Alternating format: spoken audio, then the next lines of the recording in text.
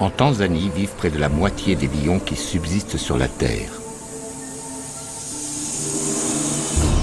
On vient du monde entier pour admirer dans les parcs nationaux ce roi de la faune africaine.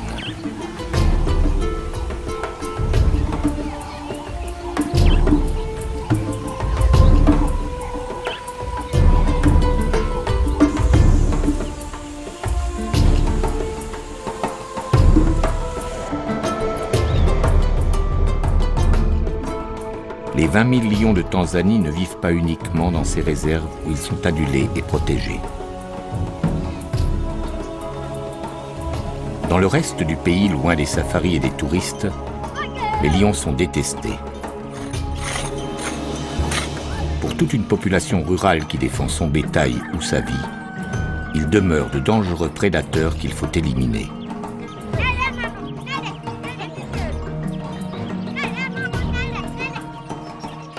Chaque semaine, un homme meurt, victime de l'attaque d'un félin. Et chaque jour, lorsque les hommes se défendent ou se vengent, un lion est tué. C'est ici, dans cette vaste étendue de hauts plateaux, au pied du Kilimandjaro, que le face-à-face entre les hommes et les lions est le plus tendu.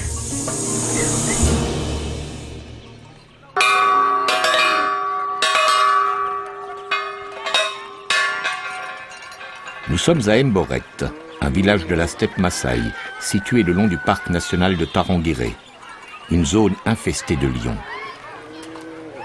Ce jour-là, la leçon est un peu particulière. L'école reçoit la visite de Rose Mocha du département de la faune sauvage. Rose Mocha parcourt la région à la rencontre de tous ceux qui sont confrontés aux lions. Un travail d'information et de prévention. Levez-vous. République de Tanzanie, bonjour. Comment allez-vous? Je vais bien. Bien. Et vous, comment allez-vous? Bien. Je m'appelle Rose et je vous souhaite le bonjour. Asseyez-vous. Merci. Nous allons parler du lion. Vous connaissez cet animal, le lion? Et qu'est-ce que vous savez sur lui? Il a l'air méchant. Il a l'air méchant. Et qu'est-ce qu'il mange?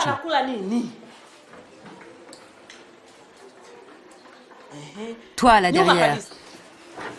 De la viande. Il mange de la viande. De ce côté derrière? Des gazelles. Des gazelles. Là-bas? Des zèbres. Des zèbres, très bien. Vas-y, dessine-nous un lion.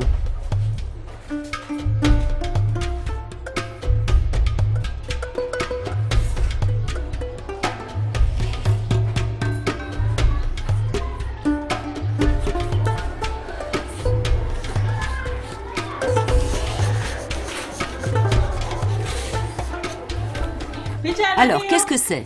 Un lion. Est-ce qu'il y a déjà eu des problèmes avec des lions par ici? Oui. Est-ce que vous avez déjà vu passer un lion? Oui. Vous l'avez vu, hein? Oui. Et est-ce qu'il a fait des dégâts, par exemple dévorer du bétail? Oui. Qu'est-ce qu'il a mangé, par exemple? Un par un, s'il vous plaît. Des vaches. Des vaches. Et quoi d'autre? Des chèvres. Concernant les lions, les petits écoliers d'Mboret en savent autant que les maîtres.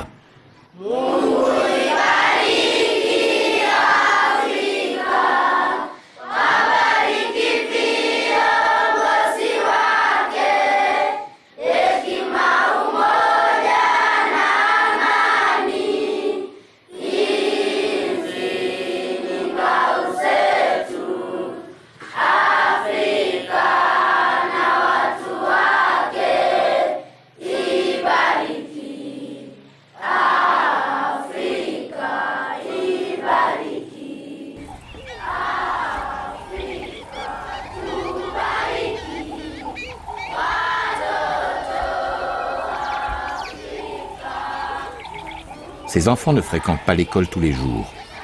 Bien souvent, leurs parents préfèrent les envoyer garder les vaches dans la brousse, selon le mode de vie des éleveurs Maasai. Le lion fait partie de leur quotidien. Le pays est pauvre, il a besoin du tourisme pour vivre.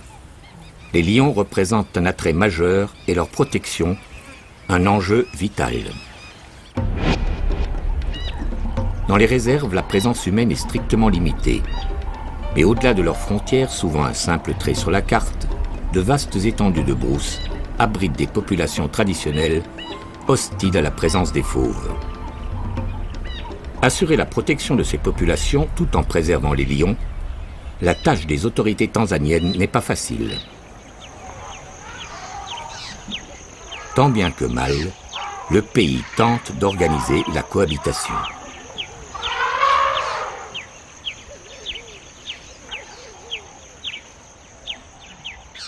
Dans ce conflit entre les hommes et les lions, Bernard Kisui est dédié à la surveillance des félins. Son travail consiste à localiser les différents groupes de lions et à suivre leurs déplacements. Ce matin, Bernard part à la recherche d'une famille de lions qu'il n'a pas vue depuis plusieurs jours. Il est bien possible que les lions soient sortis des limites du parc. Je vais mettre en marche ce récepteur, là. Et on va voir si ça fonctionne.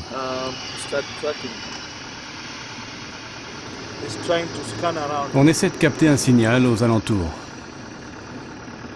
Même en utilisant les colliers émetteurs dont sont dotés certains lions du groupe, Bernard n'est jamais assuré de pouvoir les retrouver. Le comportement des félins est imprévisible. D'un jour à l'autre, les lions peuvent se déplacer sur de grandes distances. Nous devons aller de l'autre côté, là où on recevait les signaux les plus forts. Ils sont probablement à gauche, plus loin au fond de la vallée.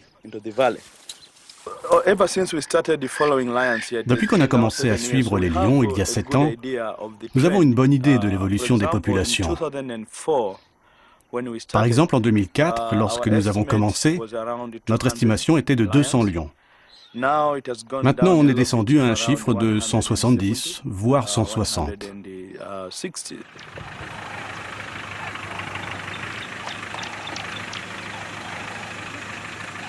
Bernard a fait ses études de biologiste aux États-Unis, mais il sait aussi décrypter les traces de la brousse, comme celles inscrites ici, dans le sable d'une rivière asséchée.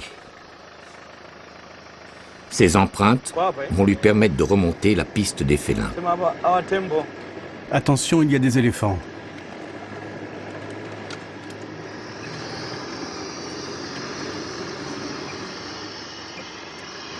Après plusieurs heures de recherche, le groupe de lions est localisé. Assis, là-bas.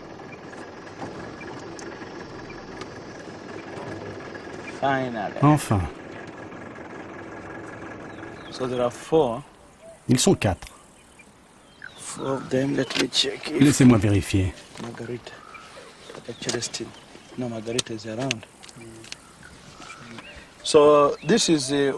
C'est un des groupes que nous étudions. Nous l'avons baptisé Altipiano. Là, ils sont à l'intérieur du parc, mais il y a quelques jours, on les a trouvés en dehors. Ça, ce sont les fiches d'identification de ce groupe. Vous voyez, ce clan était composé de beaucoup d'individus. Mais aujourd'hui, il n'en reste que 5.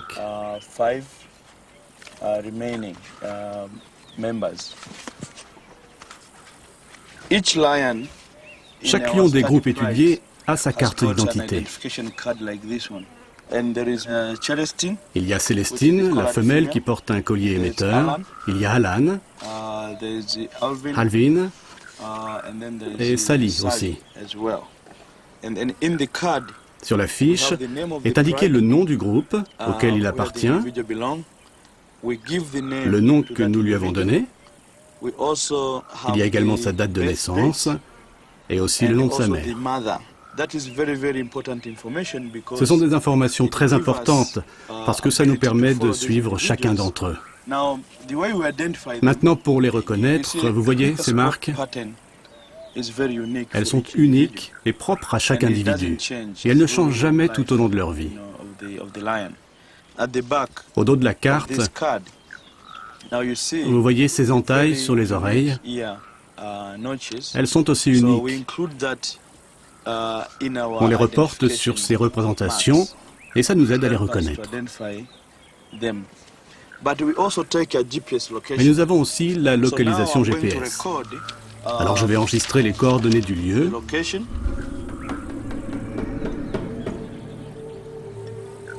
Et noter aussi l'heure.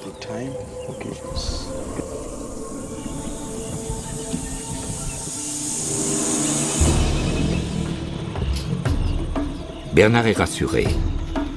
Tant qu'il reste à l'intérieur des parcs, la surveillance des félins est relativement facile.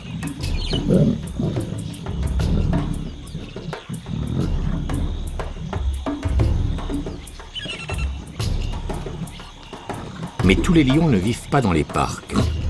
Et ceux qui s'y trouvent n'ont que faire des limites établies par les hommes. Ils se déplacent au gré de leur chasse. Les lions obéissent d'abord aux lois dictées par la nature.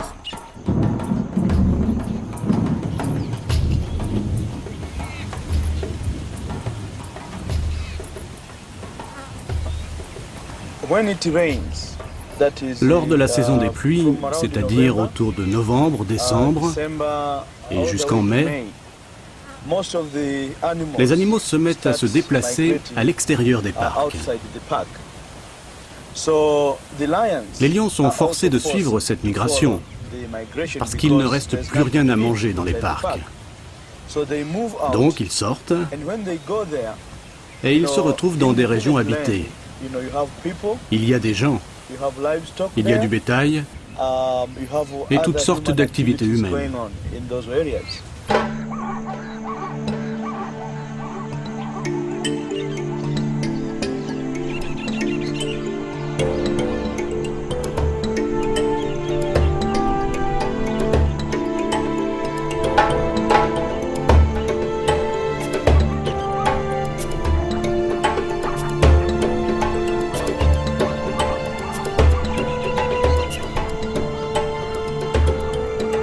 Dans les grandes plaines du parc du Tarangire, à la fin de la saison sèche, en novembre ou en décembre, les points d'eau se sont fait rares. Pour le gibier habituel des lions, les buffles, les gnous, les zèbres, aller boire est devenu plus dangereux.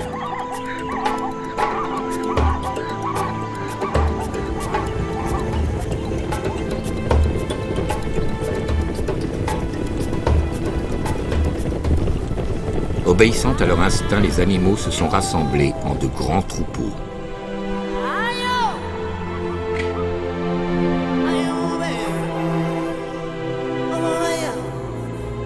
Aux premières pluies, un rituel immuable bouleverse totalement la vie de la savane.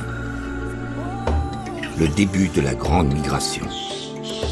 Un spectacle unique au monde qui voit des centaines de milliers d'herbivores se mettre en marche à la recherche de nouvelles prairies.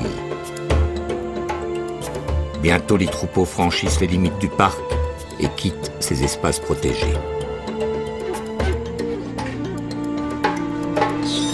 Dans la steppe Maasai, le moment du face-à-face est arrivé.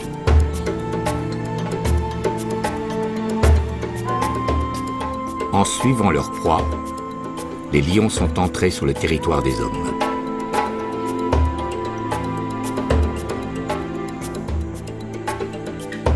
Ils vont y rencontrer des éleveurs, des enfants comme les écoliers d'Emboret, des paysans, tous ceux qui occupent la savane et qui, comme eux, jouent leur survie au quotidien.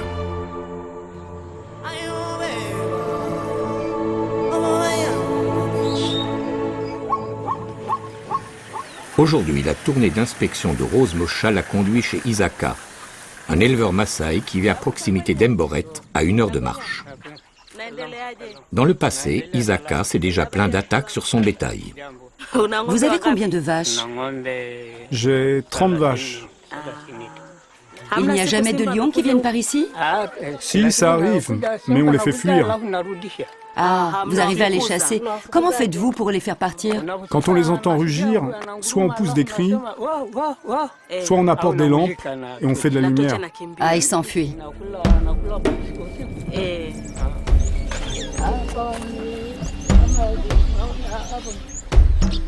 Mais crier ou allumer des feux n'est pas toujours suffisant contre les lions. Pour se protéger du fléau, Isaka a construit cette traditionnelle boma, un enclos en cercle fait de branches d'épineux empilées. Facile et rapide à construire, ces bomas jalonnent la savane. Elles correspondent au mode de vie semi-nomade d'Isaka. Il doit pouvoir se déplacer rapidement en fonction des pâturages et des ressources en eau.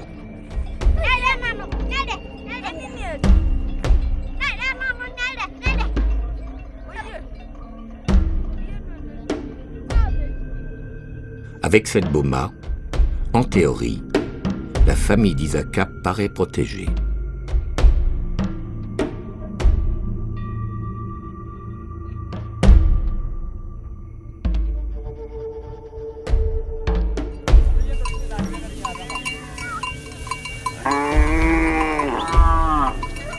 Isaka possède 30 vaches. À l'échelle du pays, c'est un homme riche. Mais pour nourrir les siens, il ne peut compter que sur son troupeau. Comme ses voisins éleveurs, il ne cultive pas la terre. Perdre une seule de ses vaches constituerait une catastrophe.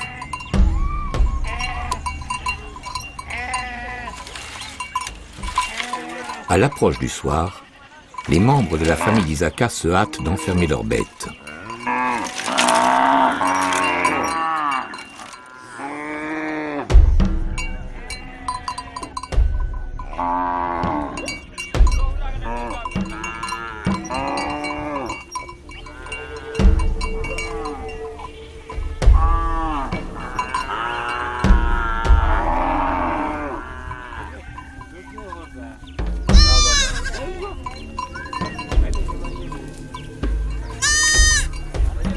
Les redoutables épines de la boma semblent interdire toute intrusion.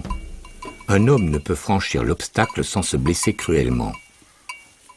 Mais une boma n'est jamais très haute. Pour un lion affamé, c'est un piètre obstacle. Isaka sait que d'un seul bond, un félin peut franchir plusieurs mètres et dans sa fuite, emporter l'une de ses vaches. Tous savent qu'à la faveur de la nuit, les prédateurs, hyènes, panthères et lions, peuvent s'approcher.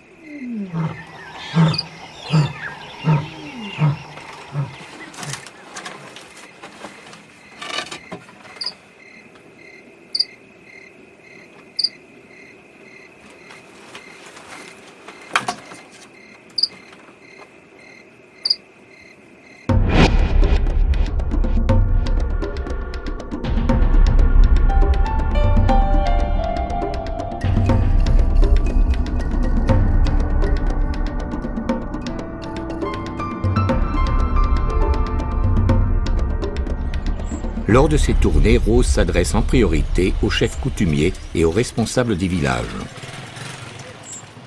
Ce jour-là, elle rencontre Suseika, le maire de Lobosiret.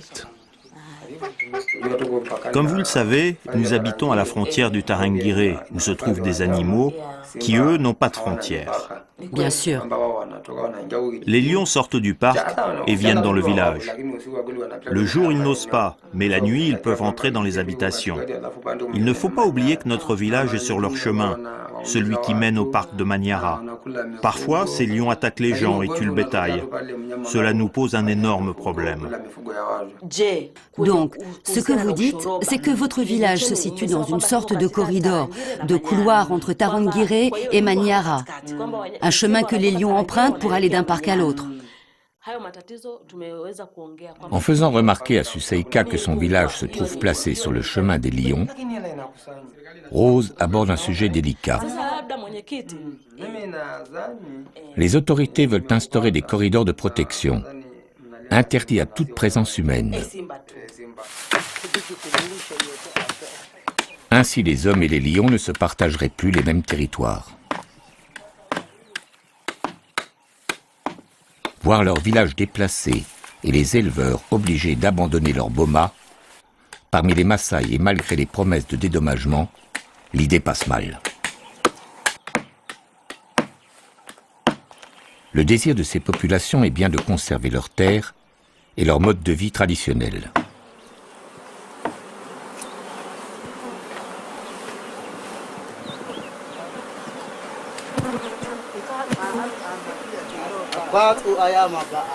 Les Maasai ont grandi au milieu d'une nature abrupte, dont ils ont appris à mesurer les dangers et dont ils utilisent au mieux toutes les ressources. Ainsi, ces villageois ont repéré un essaim d'abeilles à l'intérieur de ce baobab.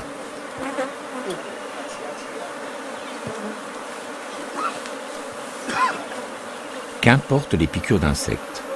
Le miel fournit un apport en calories bienvenu à ces habitants de la steppe dont le souci quotidien reste de se nourrir.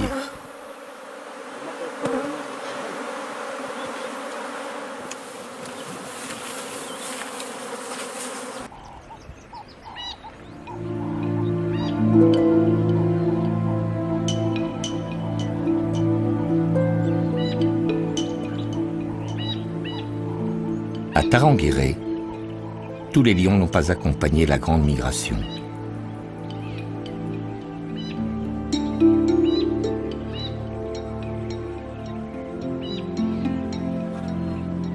Dans le parc, en ce mois de février, une lionne est demeurée sur place, gênée par la naissance d'une portée de lionceaux.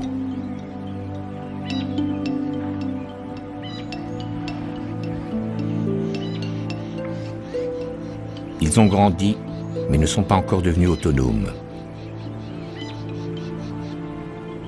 Pour se nourrir, un lion adulte a besoin de près de 10 kg de viande par jour. Un groupe de lions doit ainsi tuer un grand animal comme un zèbre ou un gnou tous les 3 ou 4 jours.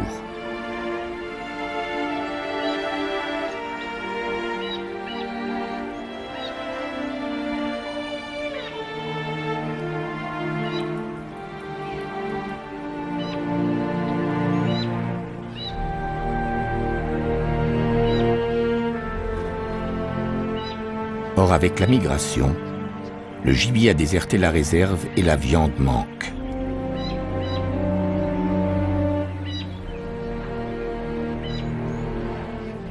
Sous-alimentés, à l'aspect famélique, les petits lions sont maintenant en danger.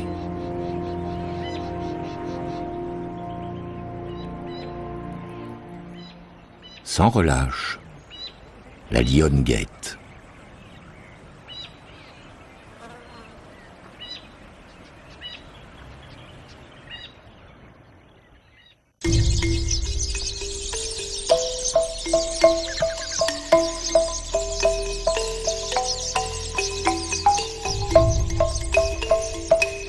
Dans sa boma non loin d'Ebboret, Isaka n'aura connu que quelques jours de répit. Peu de temps après notre visite, l'éleveur a été réveillé en pleine nuit par les aboiements de ses chiens et les meuglements de son bétail. La boma de son voisin était attaquée. 2 lions ont pénétré dans l'enclos, y ont tué 2 vaches et ont commencé à les dévorer sur place. Dans la confusion, tout le bétail paniqué s'est enfui dans la brousse. Les hommes ont alors crié et apporté des lampes pour tenter de faire fuir les fauves, en vain.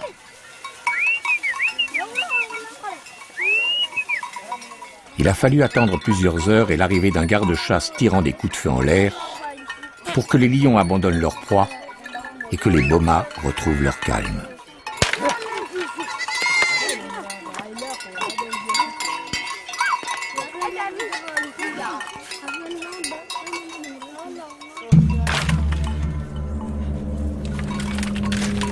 Pour le voisin d'Isaka, le bilan est lourd. 2 vaches tuées, c'est 800 000 shillings de pertes, près de 500 €. Plus d'1 an de travail au salaire moyen et aucune indemnité de prévue.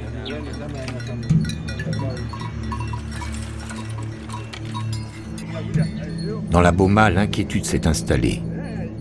Les lions reviendront-ils? Les femmes et les enfants s'enferment dans les cases. Les hommes décident de veiller. Il y a beaucoup de problèmes avec les bêtes sauvages qui s'attaquent à nos vaches. Il faut qu'on soit prêt à les protéger. Un feu, des lances et les souvenirs de leur jeunesse alimentent leur courage. Chaque jour, il nous faut rester sur nos gardes. Parce que les lions ne préviennent pas, ils arrivent tout à coup. C'est comme ça qu'ils sont arrivés ici l'autre jour. Je vais remettre du bois dans le feu. La lumière permet au moins de voir un peu ce qui se passe. On ne voit pas très bien, mais c'est assez pour que nous puissions nous défendre. La vie continue, toujours. De toute façon, il n'y a rien d'autre à faire. On doit suivre notre destin. C'est comme ça.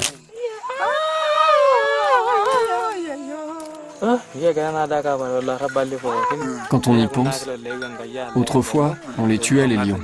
Je me souviens d'un jour, on en a coincé un.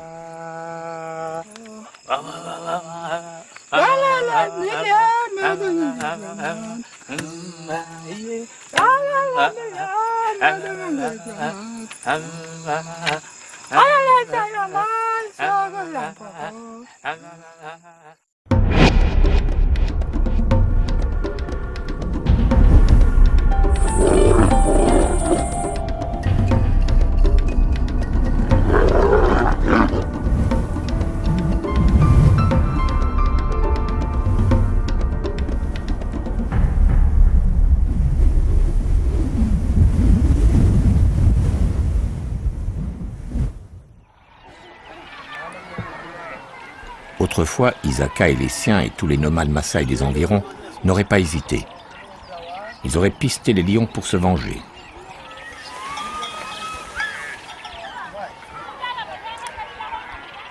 Ce matin, les hommes de la Boma se sont rassemblés.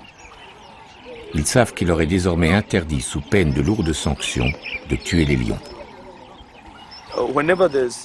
À chaque attaque de lion sur le bétail, les Maasai organisaient une chasse et ils partaient dans la brousse jusqu'à ce qu'ils trouvent un lion, n'importe lequel, et ils le tuaient à coups de lance.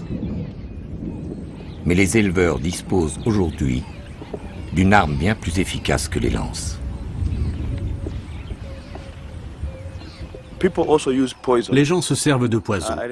Je m'en souviens une fois, dans la partie sud du Tarangire, il y a eu cette histoire. Des lions qui se trouvaient en dehors du parc ont tué une girafe. Sa carcasse a été bourrée de poison. Et plus tard, nous avons trouvé 5 cadavres de lions dans la zone où ce poison avait été utilisé.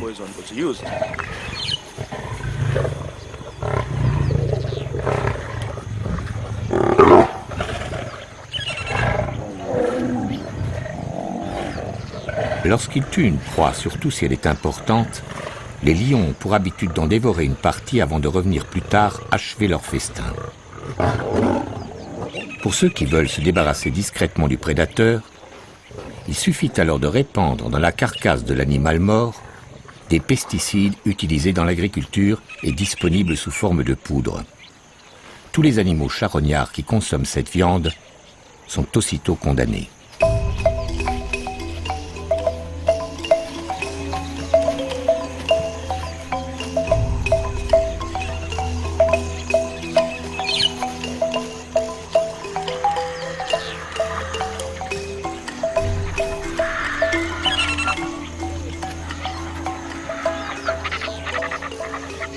Alertés par la mort de lions, mais aussi par des hécatombes massives de vautours, de chacals et de hyènes, les autorités ont mené leur enquête. Très vite, elles ont soupçonné l'utilisation d'un pesticide interdit, car particulièrement nocif, le furadin.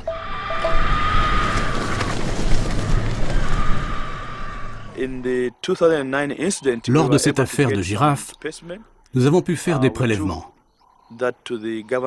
Nous les avons apportés à un laboratoire gouvernemental qui a pu vérifier. Et c'était du furadin qui avait été utilisé. Depuis, nous savons que dans cette région, le furadin est utilisé pour tuer des lions. Il y a environ 150 lions qui sont tués chaque année dans la steppe Maasai, ici, la région dont nous parlons. 150. Et on parle de ceux pour lesquels on retrouve les restes, les carcasses, et pour lesquels les témoins nous racontent avoir vu les lions morts. Mais il y a des lions qui ont été tués et dont on n'a pas connaissance et pour lesquels aucun rapport ne peut être fait. Donc on peut doubler le chiffre. De 150, on passe à peut-être 300 lions, tous victimes de l'aggravation du conflit entre les hommes et les lions. Nous devons voir comment on peut faire diminuer le braconnage, la chasse illégale, les empoisonnements, les pièges, tout ce genre de choses. C'est crucial pour sauver la population des lions. Lion population to be rescued.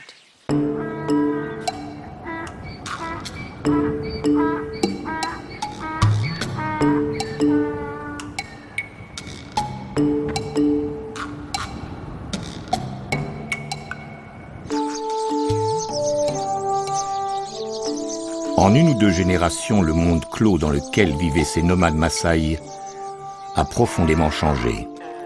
Hier encore, ils subsistaient en autarcie, ne comptant que sur eux-mêmes, indifférents aux étrangers.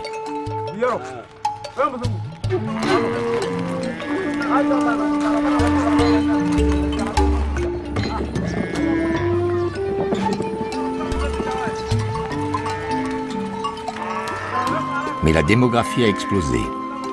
En 40 ans, la population de la Tanzanie a triplé. Il a fallu nourrir tout ce monde et alimenter des villes qui ne cessaient de s'étendre.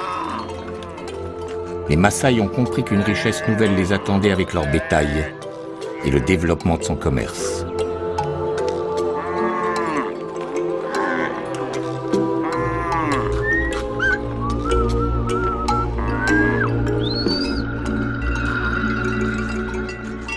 Isaka, comme tous les éleveurs de sa région, se rend maintenant régulièrement dans la grande cité du Nord, à Arusha.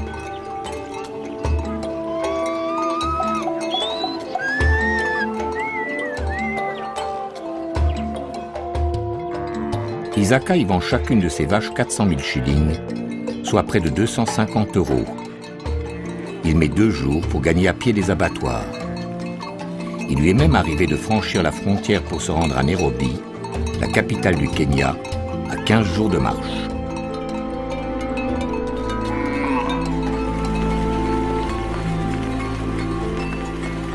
La steppe Maasai voit défiler sans cesse ses grands troupeaux de bovins. Petit à petit, le bétail domestique a envahi la savane à la recherche de nouveaux pâturages et de points d'eau.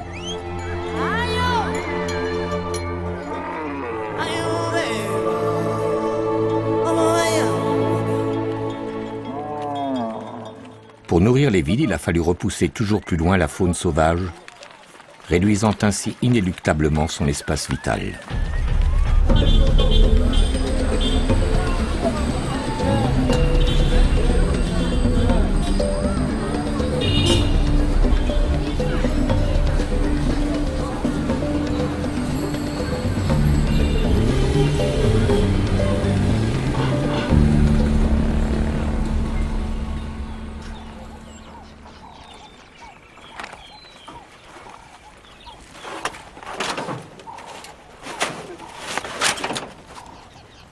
Nous sommes près de Simanjaro, un village situé au nord du parc de Tarangire, le long de l'un de ces fameux corridors empruntés par les lions. Ce jour-là, on charge dans un camion des rouleaux de grillage, un moyen de protection rudimentaire qui semble évident dans une société contemporaine, mais qui financièrement reste hors de portée des éleveurs de la steppe.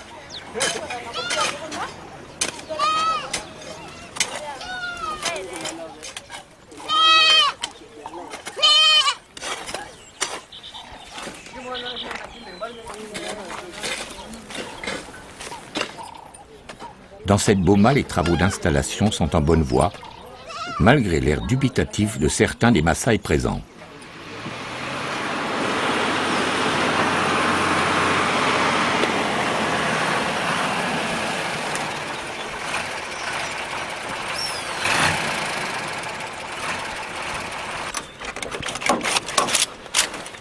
Mais lorsqu'arrive le camion, Toima, le chef du village, et tous les membres de sa famille mettent la main à la pâte.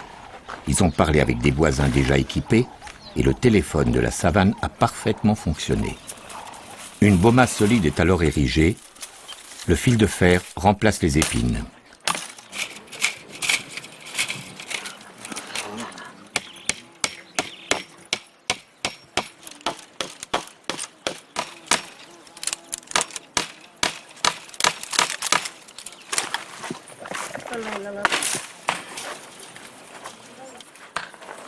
Ces clôtures vont-elles s'avérer efficaces contre un prédateur aussi puissant que le lion?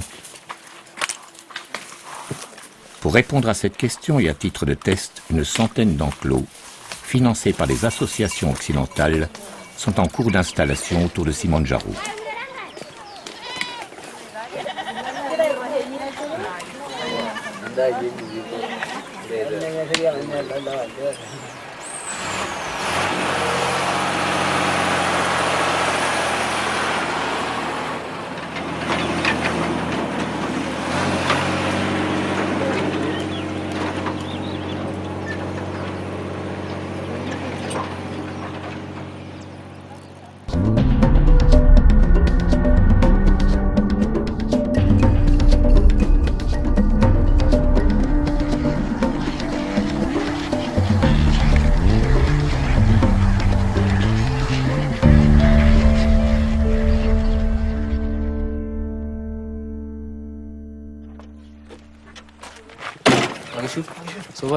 Bonjour, comment ça va? Ça va. Tout va bien. L'autre jour, les lions sont venus, mais ils n'ont pas pu entrer à l'intérieur des enclos.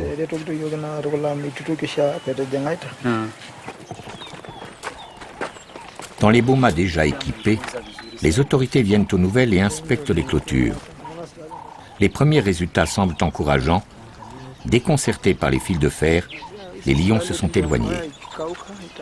1 millier de bomas seront bientôt grillagés. Maintenant, grâce à cette clôture, ils sont tranquilles. Les animaux sauvages n'attaquent plus le bétail. Oui, depuis tout va bien. C'est beaucoup mieux parce que nous pouvons dormir tranquilles. Et les animaux aussi.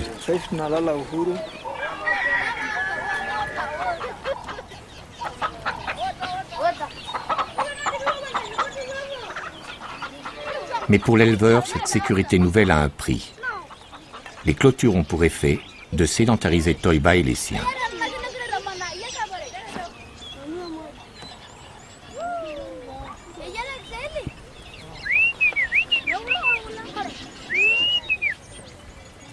Le fil de fer va les éloigner encore un peu plus de leur passé de nomades.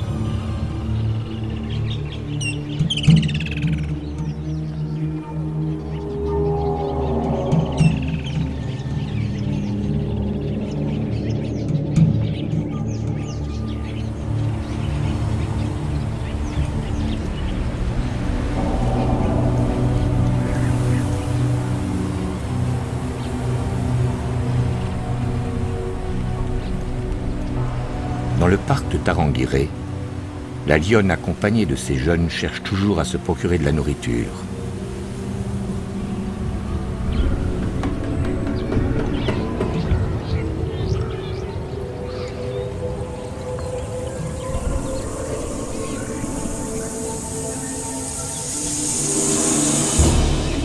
Maigre et manquant d'énergie, ses attaques sur le peu de gibier qui reste à l'intérieur du parc deviennent imprécises.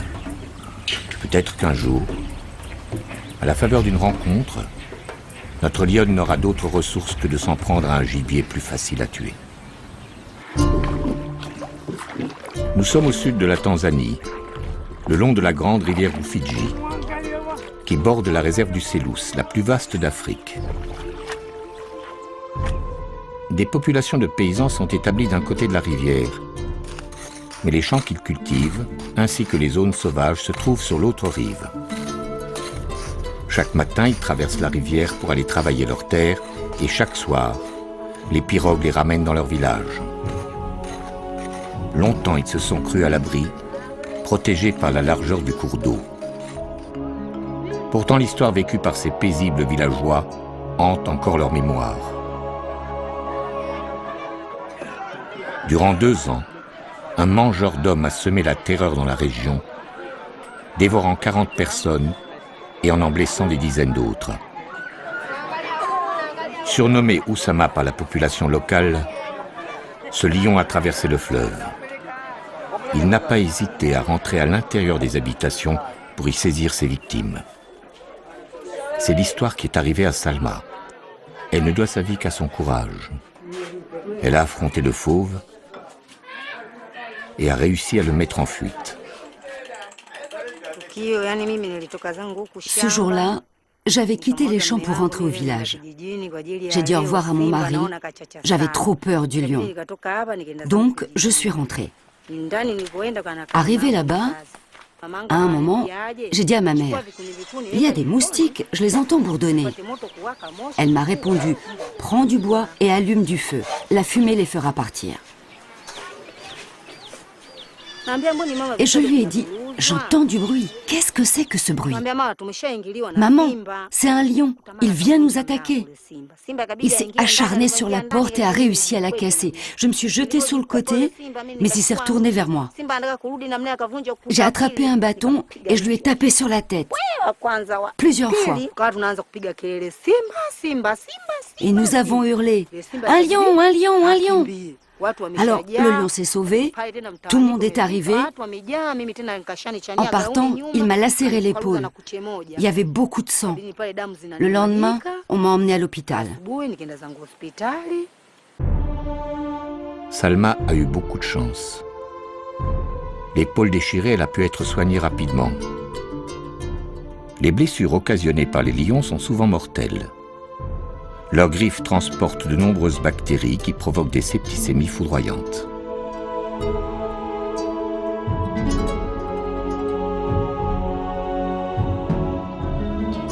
Le long de la Rufiji, à une certaine période de l'année, pour défendre leur récolte contre les cochons sauvages, les paysans passent la nuit dans ces cabanes.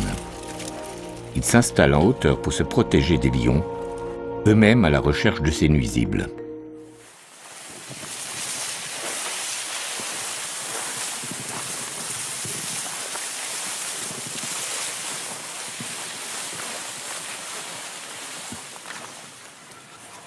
Oussama le lion ne s'intéressait pas aux sangliers. Il avait pris goût à la chair humaine.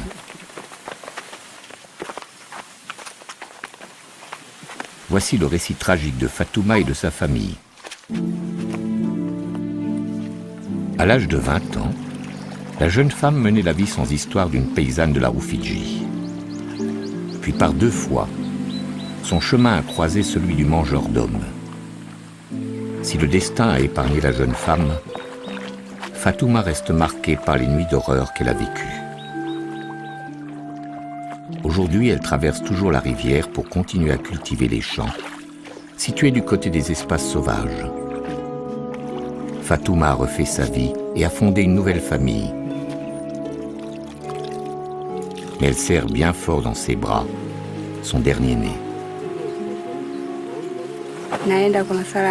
Ce jour-là, quand mon mari a voulu rentrer vers la maison, il a croisé le lion.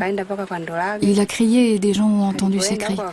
Mais à ce moment-là, ils ont pensé que c'était des cris d'ivrogne. 3 jours plus tard, il n'était toujours pas rentré chez nous. Des gens se sont mis à le chercher dans toute la vallée. On n'a retrouvé que des restes. Voilà ce qui est arrivé à mon mari.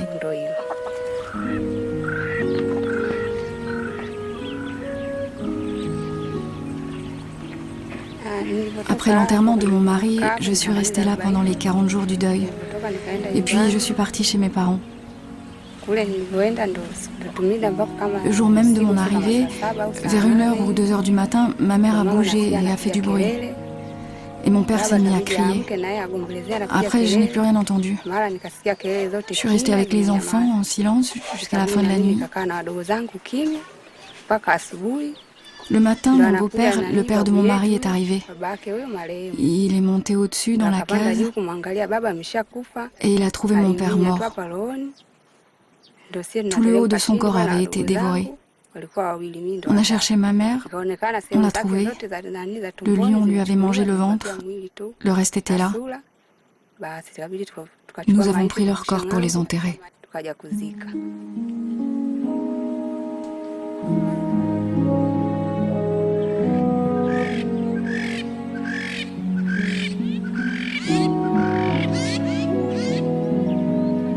Le lion a finalement été abattu, une bénédiction pour toute cette région. Je m'en souviens très bien. Quand le lion s'est jeté sur nous pour nous attaquer, nous avons pu lui tirer dessus, juste avant qu'il nous atteigne. Nous étions 6 ou 7. Et là, le lion est tombé. Et tout le monde a continué à tirer sur lui. Voilà l'histoire de ce lion qui a semé la terreur dans cette région pendant 3 ou 4 ans.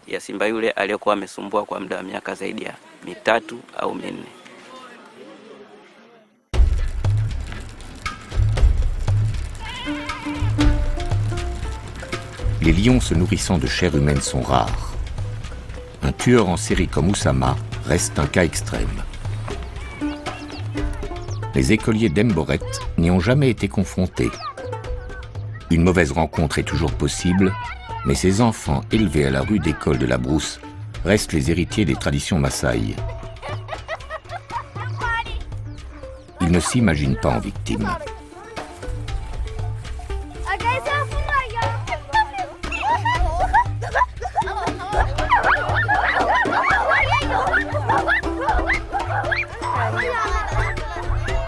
Dans la steppe Maasai, la confrontation entre les hommes et les lions semble à son paroxysme. Les autorités en ont conscience. Il faut agir.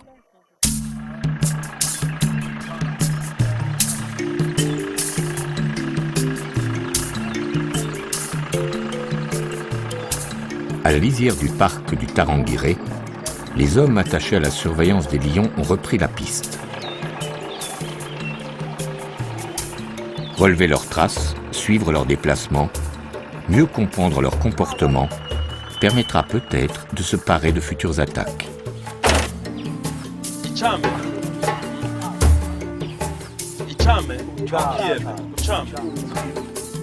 Comme dans les Boma, l'apaisement du conflit passe par un travail de terrain.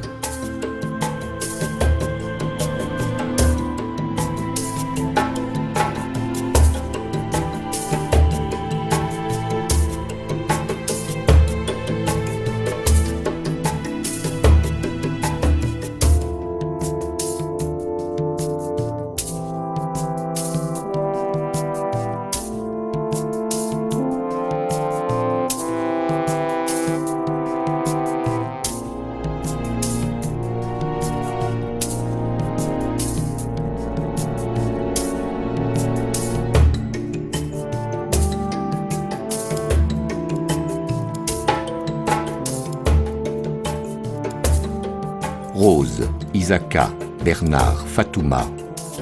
Les enfants d'Emboret, tous ont une histoire particulière avec les lions.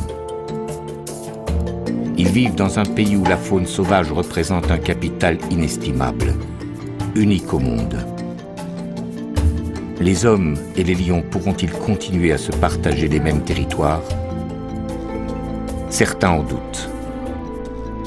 Dans ce conflit, il s'agit avant tout de gagner du temps. Mais on sait à présent que pour protéger les lions, il faut aussi se soucier des hommes.